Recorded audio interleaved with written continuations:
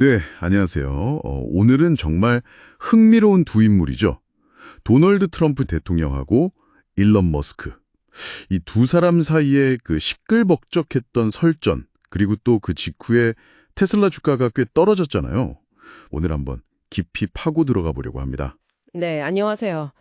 정말 헤드라인을 장식했던 사건이죠. 맞아요. 머스크가 트럼프를 막 비난하고 트럼프는 또 강하게 받아치고.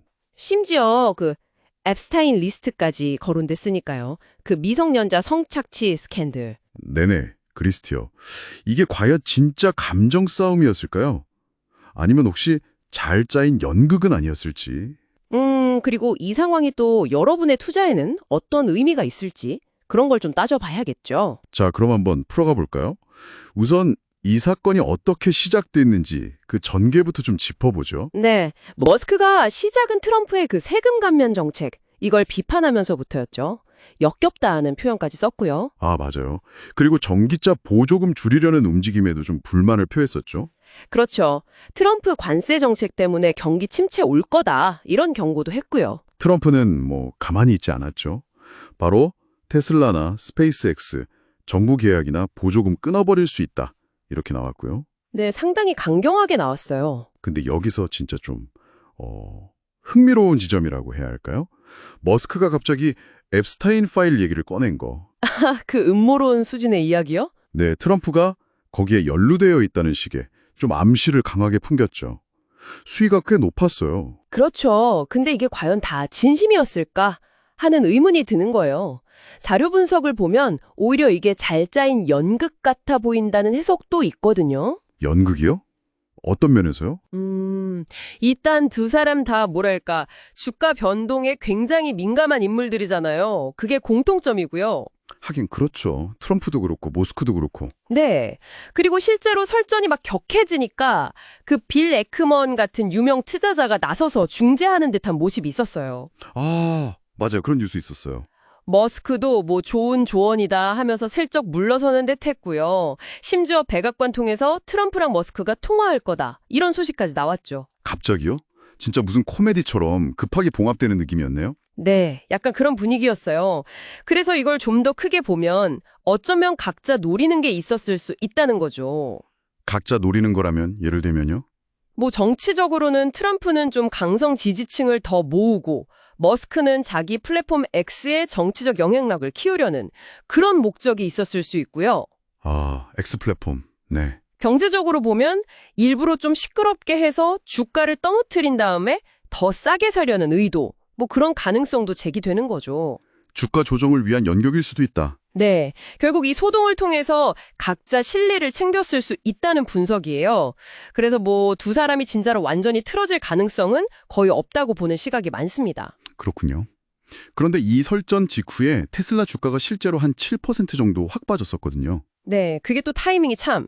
근데 같은 시기에 S&P 500 같은 전체 시장 지수는 오히려 오르거나 거의 변동이 없었어요. 그럼 이건 테슬라만의 문제였다는 건데. 그래서 이제 중요한 질문이 나오는 거죠. 이 주가 하락이 정말 그 둘의 싸움 때문이었을까? 네, 기술적 분석, 그러니까 차트만 딱 놓고 봤을 때는요.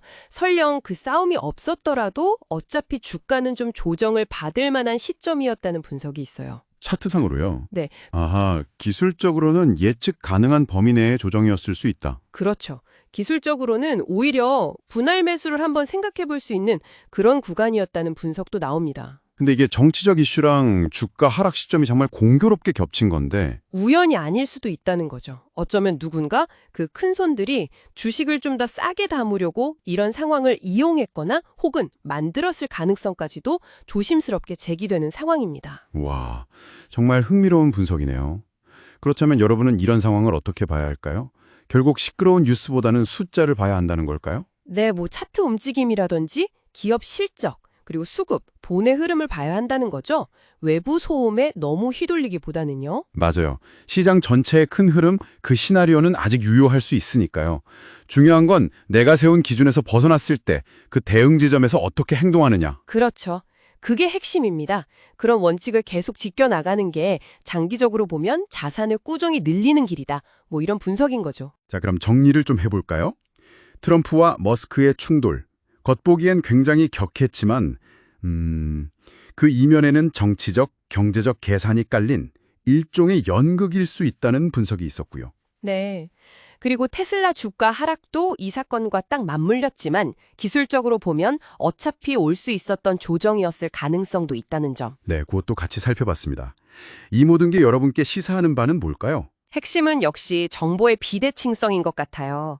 우리가 그냥 뉴스로 접하는 것 너머에는 종종 감춰진 의도나 맥락이 있을 수 있다는 거. 특히 이렇게 영향력 있는 사람들의 말이나 행동은 더 그렇겠죠. 맞습니다.